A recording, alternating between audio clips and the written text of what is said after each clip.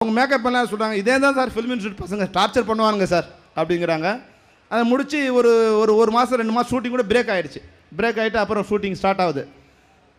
அவங்ககிட்ட என்ன சொல்லிட்டாரு, ஏய் விட்றா, அவங்ககிட்ட படத்தை கொடுத்துட்டோம், அவன் எப்படி முடிக்கிறானோ முடிக்கிட்ட விடுங்க, ஏன்னா என்ன கதைன்னு எனக்கு தெரியாது, என்ன சீன் தெரியாது, ஆனால் அவன் வந்து 1 வருஷமாக அந்த கதையை யோசிச்சு வந்துட்டுருக்க, அதனால் அவன் பண்ணுறது கரெக்டாக இருக்க, விடுங்கடா, அவனே பண்ணுறது இஷ்டத்துக்கு பண்ணிவிட்டு விட்டுருங்க, தலையிடாதுங்கட்டார். அதே போல் எங்கிட்ட வந்தார் செல்வமணி, எனக்கு இதுக்கு முன்னாடியே 11 படம் ஃப்ளாப்பு, இது ஃப்ளாப் ஆச்சுன்னா 12வது படம், ஆனாலும் இன்னும் 9 படம் எனக்கு இருக்குது, நான் இன்னும் நடிச்சிட்டே இருப்பேன், ஆனால் இந்த படம் ஃப்ளாப் ஆச்சுன்னா இதோட நீ வீட்டுக்கு போயிடணும். அதனால் யோசித்து எது சரியோ அதை நான் ஒன்று இதுதான் பண்ணு நான் சொல்ல மாட்டேன், ஆனால் எது சரியோ அதை பண்ணு.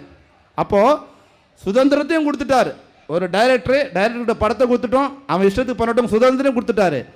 ஆனால் அதே போல் வேலி இல்லாத ஒரு கட்டுப்பாடு, வேலி இல்லாத ஒரு கயிறு இல்லாத ஒரு